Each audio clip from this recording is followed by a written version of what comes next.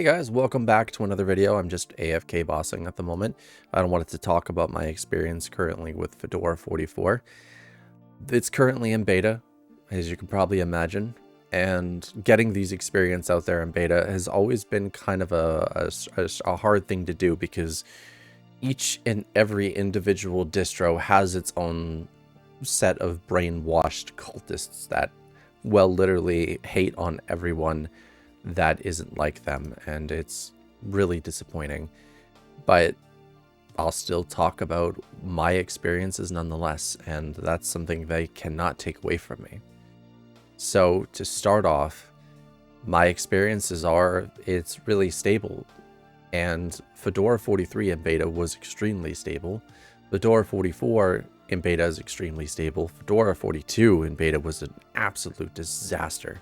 Same with release, same with the middle of its life, and same with the end of its life. It was a disaster. And the same thing happened with Fedora 41.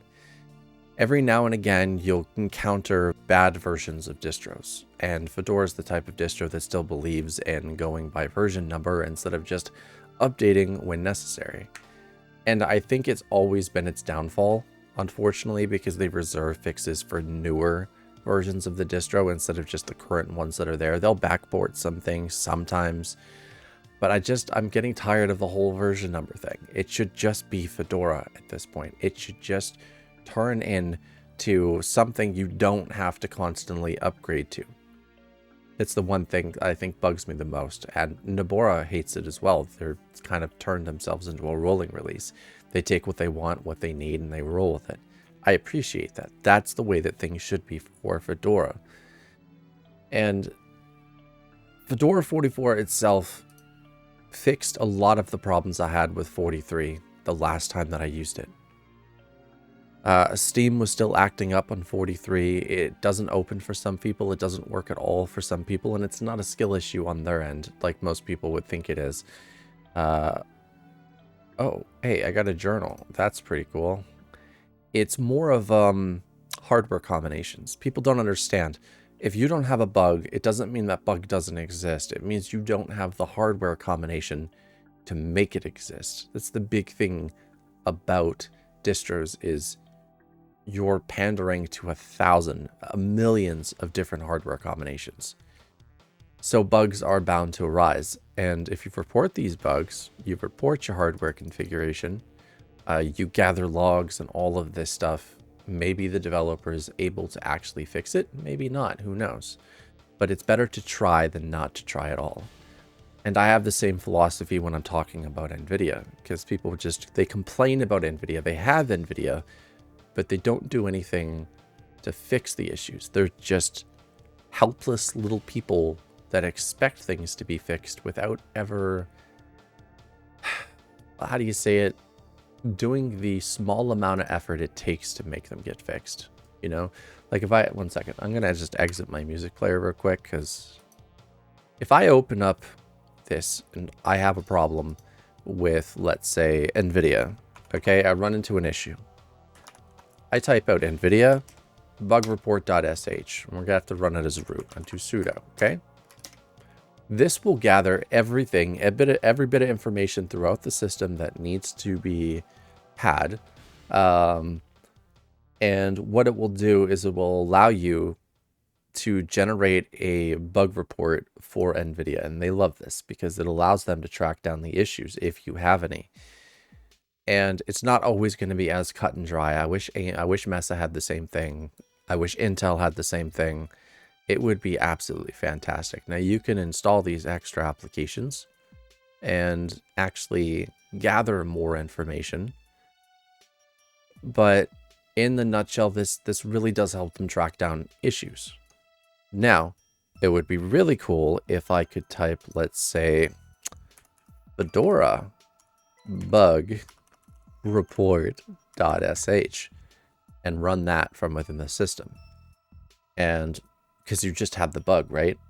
It would gather your system information. It would gather any errors or anything currently happening in the system, because the system logs all of this, and it would zip it up and you would send it and you would explain the issues that you're having. They would go through the report and they would know where to fix it. They would immediately know where to look. And that's something that a lot of different companies should do. Well, I guess Fedora's not really a company, is it? I'm not sure. But it would be great if Arch Linux did the same thing. It would be great if anyone else did the same thing. Because this saves so much time. Run a single command, get the bug report, report it. There we go. A little bit of rant over, I know. So, gaming has been fantastic. This game is extremely CPU heavy. Currently, I'm at 81C on my CPU, which isn't that bad at all. 1 second. Show up my loot. There we go. And Resident Evil 9 runs great. Monster Hunter Wilds runs absolutely perfect. I am using the 595 drivers, if I'm going to show you this real quick, as you can see. So I'm not really having any NVIDIA issues at all. Hyprland has been great. There were some few minor issues where certain things were not running when they should. Those have been fixed, thankfully, during updates. And